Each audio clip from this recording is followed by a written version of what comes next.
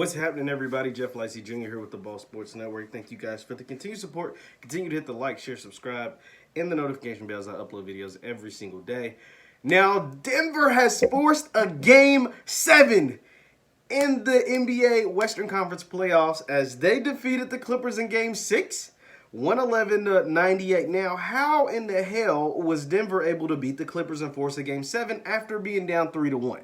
Well, the biggest reason for it, most people are going to point to, well, maybe Paul George played bad or maybe Kawhi Leonard played bad. No, they didn't. Kawhi had 25 and Paul George had 33. Now, they weren't the most efficient shooting. Kawhi was 8 of 18. Paul George was 9 of 21, but they both hit. Kawhi went 3 of 5 from threes. Paul George hit 4 threes, 4 of 9.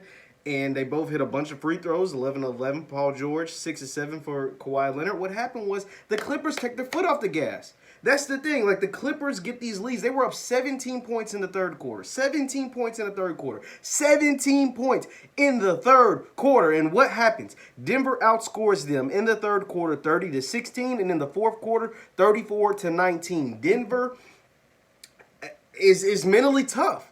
This team, it doesn't matter when they're down or how much they're down or how late in the ball game it is, they believe they have a chance. And because of that, and the fact they have some good players, you know, Jamal Murray's pretty good. He had, 21 tonight. Jokic is pretty good. He had 34. Gary Harris can ball, 16. Michael Porter, 13 off the bench.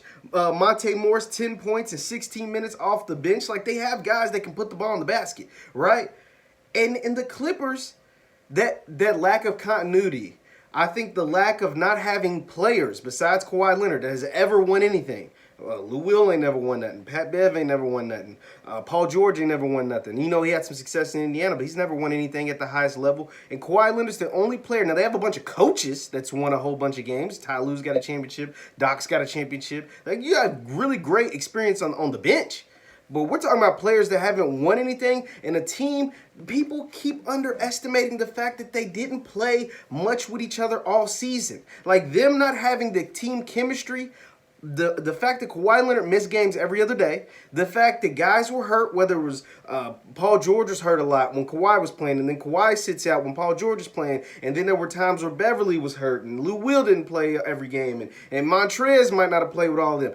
And now you're throwing all these guys together in the most competitive time of the year, the playoffs, late in the playoffs. You're talking about the series before the Western Conference Finals against a good Nuggets team. They're young, inexperienced, but good, very talented. This is the results you get. When you should have took care of business in Game 5, up 3-1, you let them win that game. They gained some confidence because they just came back from down 3-1 in their last series. So they know that they can win a series. All you got to do is win one game at a time. You let them win Game 5, and then you come into Game 6, get the 17-point lead like you should in the third quarter, but you allow this team to continue play. You start missing 10 straight possessions, no points, and you allow this team to get back in the game. Why? Because you don't have the camaraderie together. You guys aren't used to closing out games together as a cohesive unit all together. You got Zubac playing and Trez is out, but Trez is sixth man of the year, so he's frustrated. Kawhi feels like he should be getting foul calls. He's frustrated.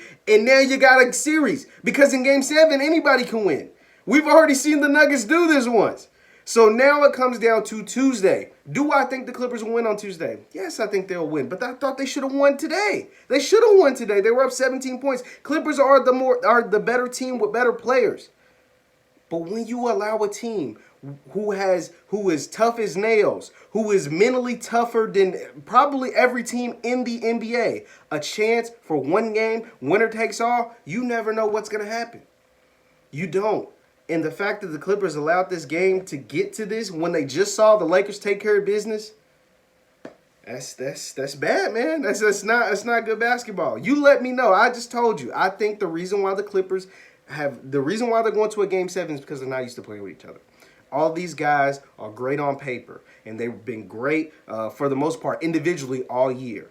But they haven't played together. I don't know the number. I don't have it right in front of me. But how many games the Clippers have actually played together with all their guys that they have right now?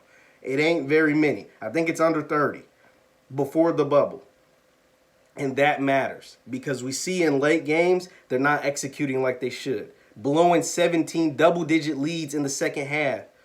It shouldn't be happening. You let me know your thoughts on the Clippers. This is Game 7, man. Denver has a chance to have the upset of all upsets. Once again, my name is Jeff Lightsy Jr. with the Ball Sports Network. Thank you guys for the continued support. Continue with the like, share, subscribe button. I'll see you next time.